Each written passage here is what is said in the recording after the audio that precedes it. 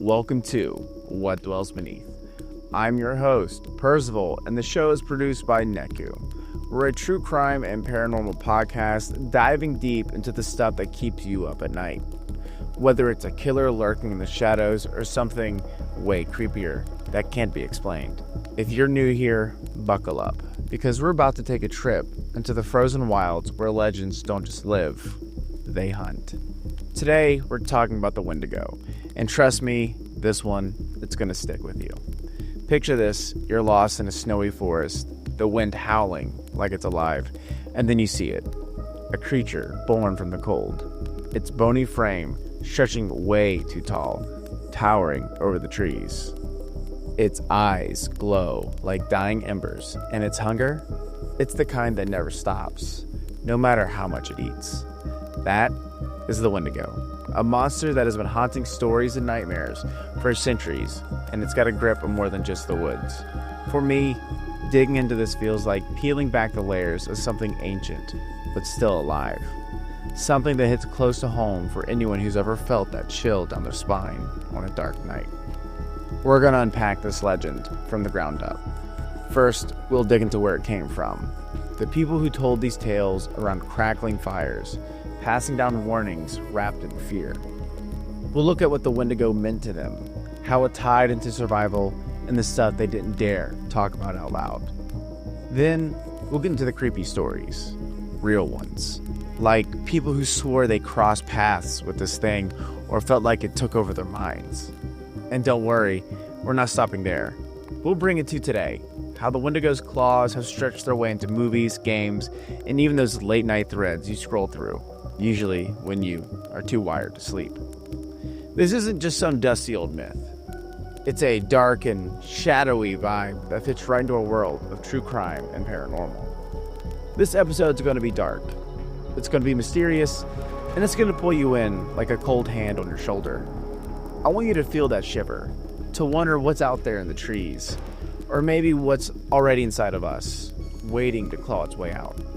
So grab your headphones, turn on the lights, and let's step into the forest together. The Wendigo's waiting, and it's got a story to tell.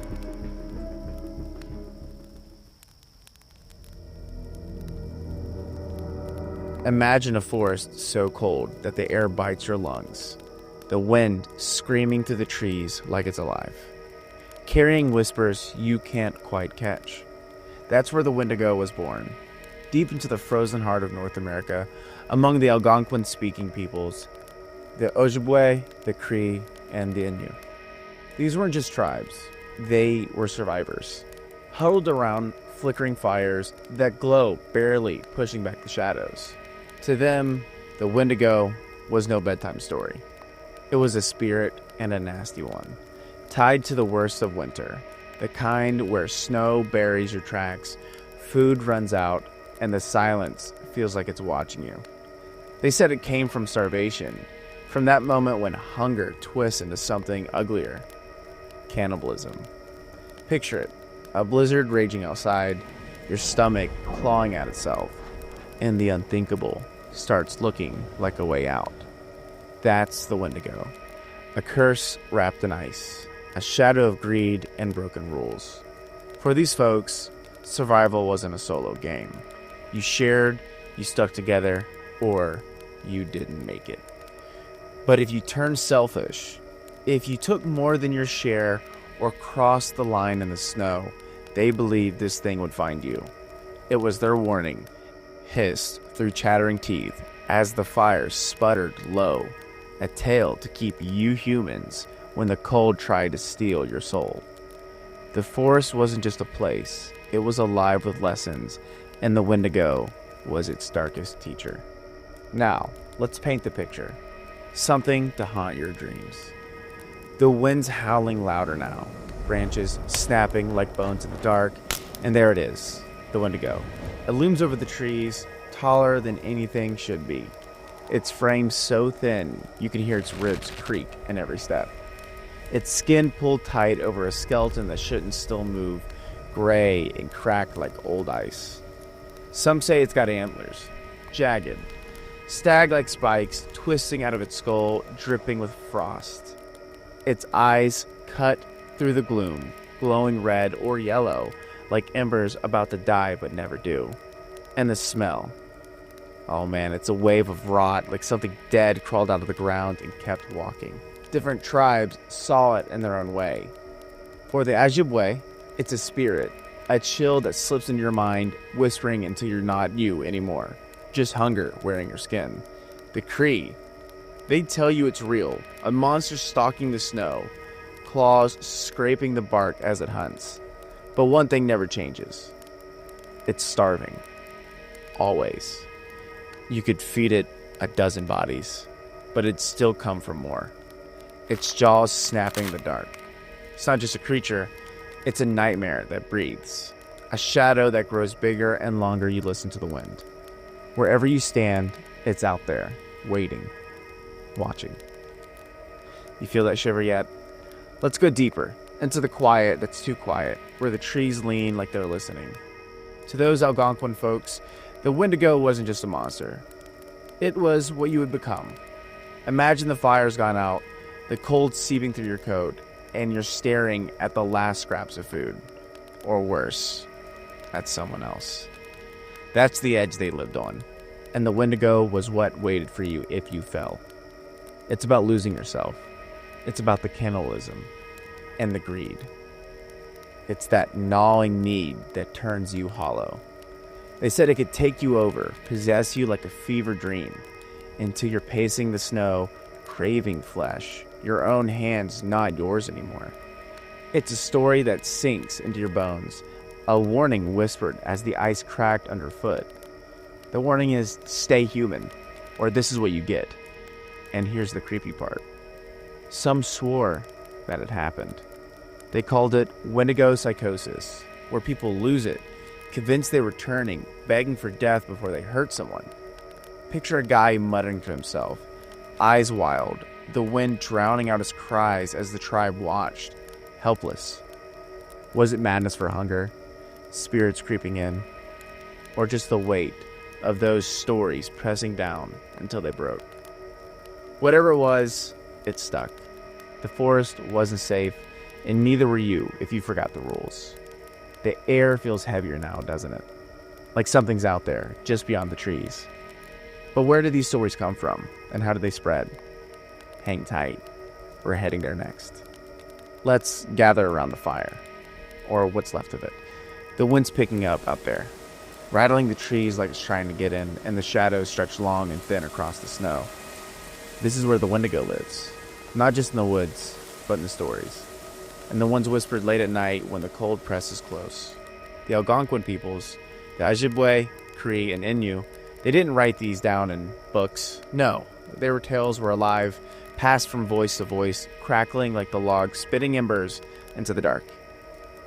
They were meant to teach, to warn, to keep you on the right side of that thin line between human and something else.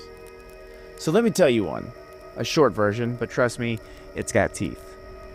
Picture a hunter out in the wilds, miles from anyone. A blizzard is rolling in, thick, white, screaming. And he's lost, a kind of lost where the world vanishes under the snow. His food is gone, days have passed, and the hunger's chewing him up inside. He's not alone though. His best friend's with him, but he's weaker and he's fading fast. The wind's howling, sounding like voices now, and the hunter's hands shake as he looks at his friend. He doesn't want to, but the cold doesn't care. That's when he does it. With his friend unaware, he takes a bite. He eats, he rips, he shreds into the flesh, blood staining the snow, and for a second, he feels alive. But then it hits. The air turns colder, sharper, and his bones start to ache. His reflection in the ice isn't right. It's too tall, too thin. Eyes are glowing back at him. He's not a man anymore. He's a Wendigo. Cursed to roam these woods forever. Hunger gnawing at him worse than before. This blizzard not only swallowed his screams, but swallowed his soul. Now he's gone. Just another shadow out there, waiting. That's the kind of story they would tell, huddled tight as the fire flickered low. It wasn't about scaring kids for fun. It was real to them. a lesson carved in frost. Don't give in, don't let the hunger win, or you're lost in a way no trail can bring you back from. Imagine sitting there, the elder's voice is low and steady, the wind sneaking under your coat, and you're half listening for something moving out in the dark. That's how it worked. Those tales stuck because they felt close, they felt real, like the Wendigo was just beyond the trees, sniffing the air. They weren't random, they were survival. A way to keep the group strong when the world outside wanted to break you. The hunter's story isn't the only one. Every tribe had their version of this, and they all end in the same way. Someone crosses the line, and they never come back. It's quiet now, isn't it? Too quiet. Let's stoke this fire and move on, because their stories didn't stay in the past. They bled into real life. This is when we step out of the tales into something heavier. Real people, real blood, real cold. These aren't just legends anymore. They're moments where the Wendigo stopped being a story and started leaving tracks. This is the real story of Swift Runner. In 1878, way up in what's now Alberta, Canada, and winters got its teeth in deep. Swift Runner's a Cree trapper. He was a big man, strong, someone you'd think could handle anything. He's got a wife, 6 kids, and they're out there in the bush, very, very far from help. The snow's piling up, wildlife is scarce, and the days stretch thin. Spring comes, and Swift walks into a trading post alone. Too healthy, too fed for a guy who's been starving. People ask questions and he cracks. He says he killed them, his whole family, ate them one by one over weeks. The details are grim. Skulls cracked open, bones scattered across their camp like a butcher's yard. But here's the kicker. He says he didn't want to. He tells the priest a Wendigo spirit got inside him, whispering, pushing, until he couldn't fight it anymore. The wind was loud that winter, he said, and it sounded like hunger. They didn't buy it, not the spirit part, anyway. They hanged him in 1879, but you can't help but wonder, was he lying to dodge the noose? Or was he hearing something out there, something older than him, pacing in the snow? Then there's Jack Fiddler, another name, another shadow. Fast forward to 1907, still in the north, among the Ojibwe. Jack's a shaman, a healer, but he's got a side gig, hunting Wendigos. Not the story kind, the real ones, or at least what he thought were real. See, up there, people believed if something went too far, ate human flesh, got the look in their eyes, they weren't human anymore. They'd turn, and someone had to stop them before they spread it. Jack claimed he killed 14 of them over the years. People he said and claimed were taken by the Wendigo spirit. He tracked them, sing his songs, and end it, usually with an axe or a rope. But in 1907, the law caught up. The Mounties arrested him for murder. One case was his brother's wife, who'd gone Wendigo after a famine. Jack didn't fight it much. He said he was just protecting the rest. They threw him in a jail cell, but before he was sent to trial, Jack hanged himself. Was he a hero, a killer, or just lost in the same dark his people feared? The woods were quiet after that, but you can almost hear the echoes. Footsteps crunching, a low growl on the wind. So, what do we make of this? You're sitting there, probably warm, with the phone in your hand, but imagine that cold, that hunger. Swift Runner, Jack Fiddler, were they possessed, like the old story said? Shadows slipping to their heads, turning them inside out? Or was it simpler? Starvation breaking their minds, pushing them past reason? Maybe it's a bit of both. The tales they grew up with must have shaped their madness in a way, making it feel like it was a curse instead of just despair. Picture Swift alone in that camp, the fire dead, his kids' voices gone silent, and the winds starting to talk. Or Jack, staring into someone's wild eyes, knowing what he has to do. The snow stained red under a gray sky. The Wendigo wasn't just out there. It was in them, or at least they thought it was.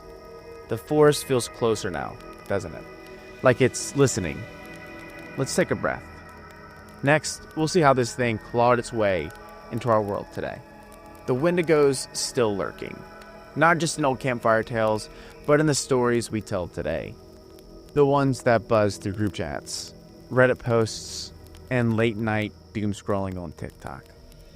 Picture this, it's 2025, and hikers in places like Minnesota, Ontario, even the deep woods of Maine are coming back with stories that don't add up.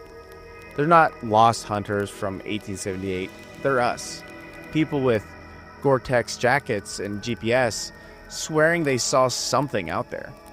A guy on X last year posted about a camping trip near Lake Superior, heard branches snapping all night like something heavy was pacing us. Woke up to claw marks on a tree too. Too high for a bear, too deep for anything normal. Another hiker in Algonquian Park said he saw a shape through the fog. It was tall, bony, moving too fast to be human, with a stench like roadkill on a hot day. These aren't one-offs either. Search Wendigo sighting online and you'll fall down a rabbit hole of shaky cam footage and whispers about eyes glowing in the dark. It's not proof, sure, but it's enough to make you wonder what's stalking those woods. And it's not just the forests. The Wendigo's claws have stretched into our biggest fears. Think about it. Climate change has the planet heating up. Ice is melting, forests shrinking, and resources are getting thin. Sound familiar? It's the same hunger from the old Algonquian stories, the kind that gnaws at you when there's not enough to go around. Back then, it was a brutal winter. Now, it's us. It's humanity, chewing through everything. Oil, water, trees, like we're starving for more. The Wendigo's not just a monster anymore. It's a mirror. Movies like Ravenous or games like Until Dawn lean into that. They paint it as a gaunt, insatiable thing. A warning about what we turn into when we take too much. Even on X or Twitter, people joke about Wendigo vibes when some billionaire hoards more than they'll ever need. It's creepy how it fits, right? The old spirit of greed and desperation stretched thin and pacing through our world, watching us burn through what's left. So what does this thing look like when it steps out of the mist? Yes, we've discussed it, the gray skin, tall, antlers, but sometimes it's a little bit different. Some stories state it's around 8 feet tall. However, some depict it as around 15 feet tall, all wrong angles and stretched out limbs. Its frames are skeletal, ribs poking through skin that's gray and tight, like it's been left out in the cold too long. The skin is cracked, peeling, sometimes glistening with frost or blood that never dries. Now let's talk about these antlers, or something like them. Just from its skull, gnarled and sharp, dripping ice or tangled with bits of whatever it's killed. Its hands end in claws, long and black, curled to rip through meat and bone like they're nothing. The face, that's the worst. Some say it's a stag skull with hollow sockets. Others swear it's a humanish but warped, lips peeled back over teeth that don't stop growing, stained red from whatever or whoever it's been eating. Then there's the eyes. It's either ember red or sickly yellow, cutting through the dark, locked in on its prey, locked in on you. And the smell hits like a punch. Some state it's rotting flesh, others compare it to a skunk. Wet earth, a whiff of death that sticks in your throat. Every story agrees it moves fast. Too fast. Silent until it's right there. A creak of the bones and a growl that rattles your chest. It's hunger made flesh, a nightmare you can't unsee. But what do you do if you have to face one? How do you kill a Wendigo? Or at least try. The old tales don't make it easy. Some say fire is your best shot. Burn it until there's nothing left. Because heat is the opposite of the icy soul. Others swear you'll need silver, like bullets or blade, cutting through the cursed flesh. I dug up a story from the Ojibwe, one that's floated around. A hunter named Kitchi who tracked a Wendigo after it took his brother. He lured it into a trap, a pit lined with dry wood, soaked in oil from rendered fat. When it fell, he torched it, chanting old songs to keep the spirit down. And even then, He said the screams didn't stop until the ashes went cold. Another way's trickier. You shatter its heart, if you can find it. They say it's frozen solid, buried deep, and you've got to crack it with something blessed or pure. Iron, a prayer, whatever you have around you if you have the guts for it. Problem is, it's fast. It's smart. Some tales warn it'll turn your mind against you, making you freeze up or run straight into its jaws. Now, here's the thing. These stories, these sightings, they don't feel far away. The Wendigo's not stuck in 1878 or some dusty legend. It's in the crunch of leaves outside your window, the way the air gets heavy when you're alone. Modern cultures grabbed it, twisted it, but the core is still there. Hunger, cold, a shadow that doesn't quit. So, as you're listening, headphones on, lights low, ask yourself, is the Wendigo still out there, watching from the woods, waiting for us to cross that line again? So here we are, back from the frozen woods, the wind still echoing in our ears. The Wendigo's been with us this whole episode, a shadow stitched into the stories of the Algonquian people, a warning hissed around dying fires. It started as the way to keep the cold and hunger from breaking them, a tale about survival and the line you do not cross. But it didn't stay there. It grew claws, stretched tall, and became this terrifying legend. Gaunt, antlered, eyes burning through the dark, stalking hunters like Swiftrunner, or haunting shamans like Jack Fiddler. And now, it's slipped into our world. A modern symbol pacing through movies, games, and those late-night "what did I just see" posts. It's not just a monster. It's greed. It's desperation. It's the shiver you feel when the trees go quiet. The Wendigo is a mirror. Even more than that, it is a proven psychosis. Someone out there may be experiencing this right now. So that makes you think. It makes you reflect what happens when we let the hunger take over. Whether it's flesh in the blizzard or a spirit flying in the woods trying to find a new host. Zoom out though, and it's bigger than one legend. Every culture's got its own beast lurking in the dark, born from the same stuff. Fear, survival, the edge of what makes us human. The Scots have their kelpies luring you into the water. Japan's got the eerie, ghosts hungering for revenge. They're different shapes, but they're cousins to the Wendigo. Warning wrapped in terror. Whispering, do not go there. It's universal. The dread of losing yourself to something primal. Something that creeps up when the fire is low and the night's too long.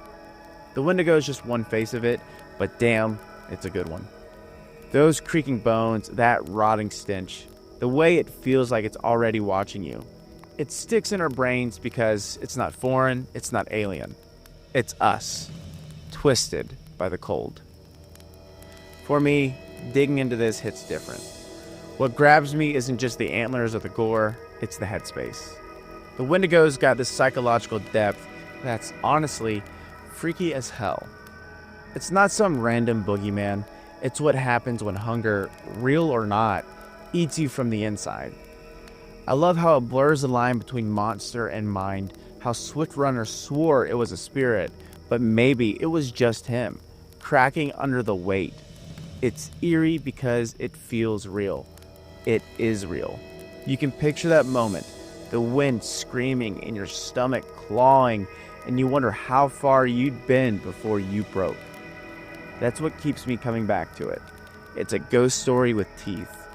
A nightmare you can't shake off when the sun comes up. So I'll toss this to you, listeners.